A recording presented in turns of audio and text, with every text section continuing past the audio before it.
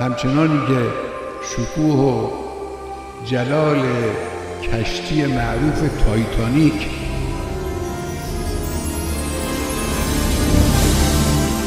مانع از غرق شدن اون نشد، آمریکا هم شکوه و جلالش مانع از غرق شدنش نیست و آمریکا غرق خواهد شد.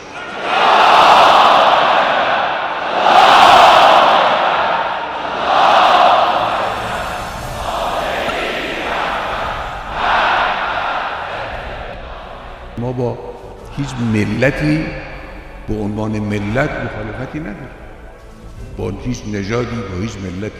ما با استکبار مخالفیم، با ظلم مخالفیم، با طغیان علیه ارزش‌های انسانی و الهی مخالفیم.